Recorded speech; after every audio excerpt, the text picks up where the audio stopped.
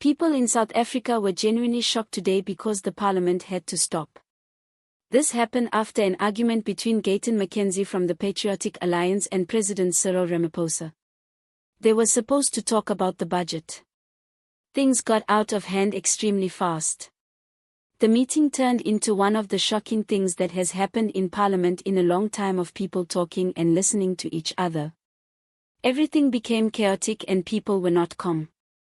This showed that there are problems in the government of South Africa, which is already not very strong. It also made people wonder about the leaders of the country, how people behave in Parliament, and if the country's government is genuinely working like it should be. The Parliament of South Africa and its people like President Cyril Ramaphosa and Gayton McKenzie have a lot to think about after what happened. The thing that happened in Parliament had an effect on people outside of it. It made people talk a lot about how the people in Parliament are not behaving very well. They are not being respectful to each other.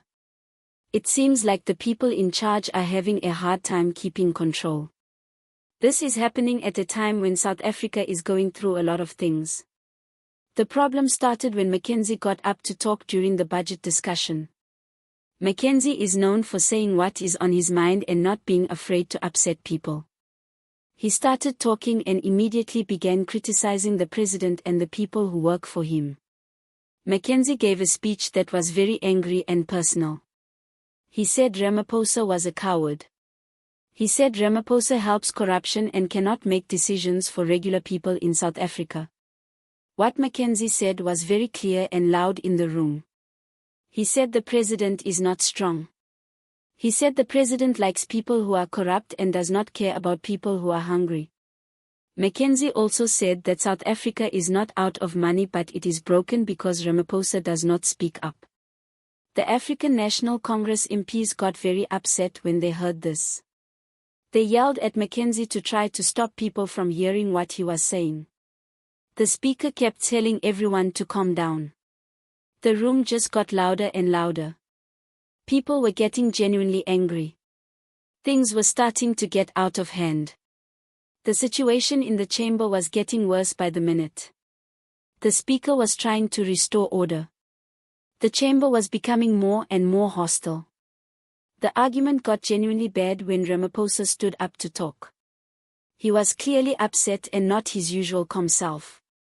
He said some harsh things to McKenzie, calling him out for not being genuine. Ramaphosa said McKenzie only cared about himself and was not genuinely looking out for the people who did not have a lot of money. He even said that McKenzie hung out with people, which did not make sense if he genuinely wanted to help the poor. This made the situation more chaotic and the debate just fell apart. Ramaphosa and McKenzie were genuinely going at it. The debate was no longer a debate. The argument between Ramaphosa and McKenzie got so bad that it was hard to keep track of what was happening. The room just fell apart, with members of parliament jumping up from their seats, yelling at each other, pointing fingers and making all sorts of accusations against each other from different parties. The security people were genuinely on the lookout for trouble because the things people were saying to each other were getting very personal. Members of parliament were calling each other names like traitor, hypocrite and enemy of the people. They were not following the rules of parliament and they were openly questioning the person in charge, the Speaker of the Members of Parliament, the Speaker of the Members of Parliament. The Speaker decided to end the session. This was a big deal. It showed just how bad the crisis was and that the situation had gotten genuinely out of hand. The Speaker made this decision to make it clear that the crisis was very serious and that things had gone too far. The situation with the crisis had spiraled out of control. The session was over. People were still genuinely upset. There were stories about people yelling in the hallways and workers had to step in to stop fights from happening. Everything was happening in front of everyone on television, and soon clips of what was going on were all over the internet. People were talking about it on Twitter, TikTok and Facebook. They were all saying different things. Some people were genuinely angry and some people were making fun of it. The Ramaphosa versus McKenzie Parliament meltdown and SA crisis tags were being used a lot and a lot of people were seeing them. People had different views about this. The people who liked McKenzie thought he was a man who spoke up to the president for citizens who felt like nobody was listening to them.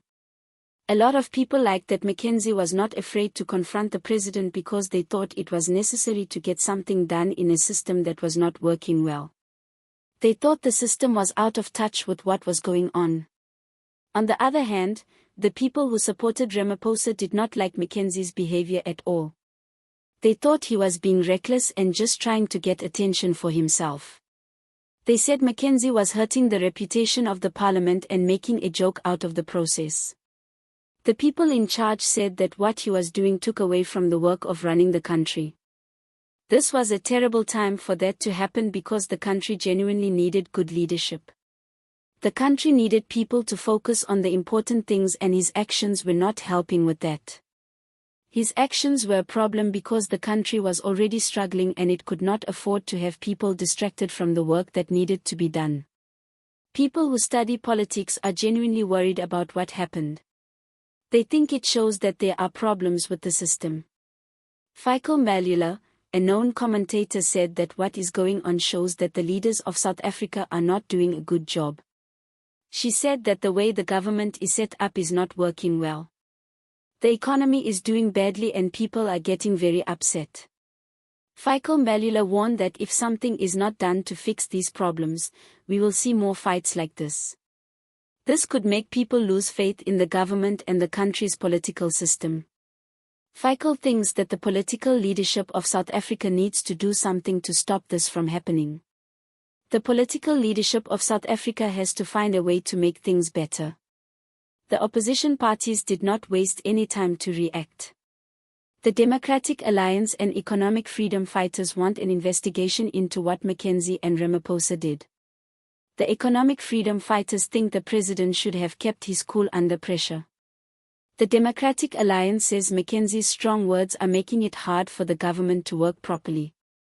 The Democratic Alliance and economic freedom fighters are asking the speaker to do something about this situation.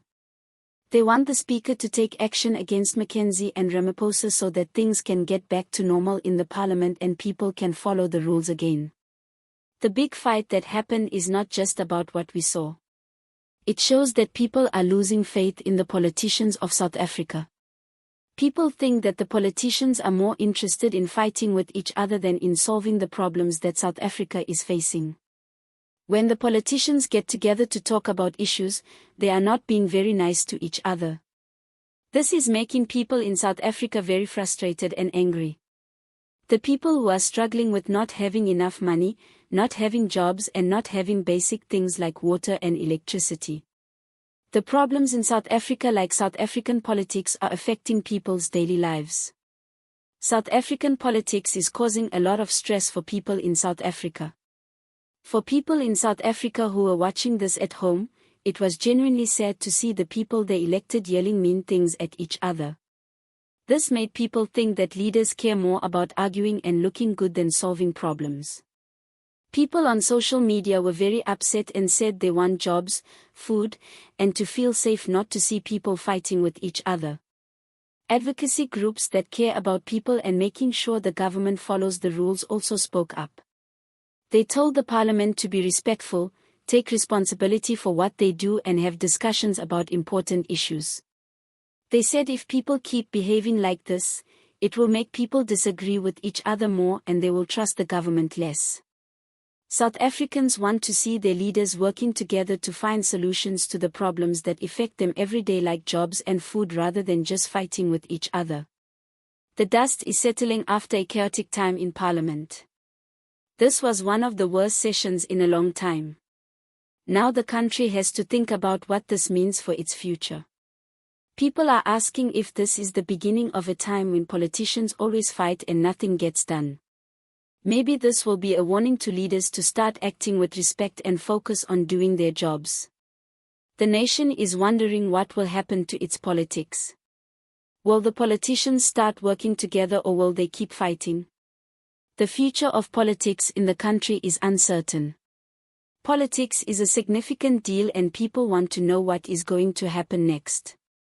With elections approaching and trust in leadership at historic lows, many fear that without meaningful reform, scenes like today's may become increasingly common, signaling a new chapter for South Africa defined by division, volatility, and a pressing need to reclaim the substance of democratic leadership.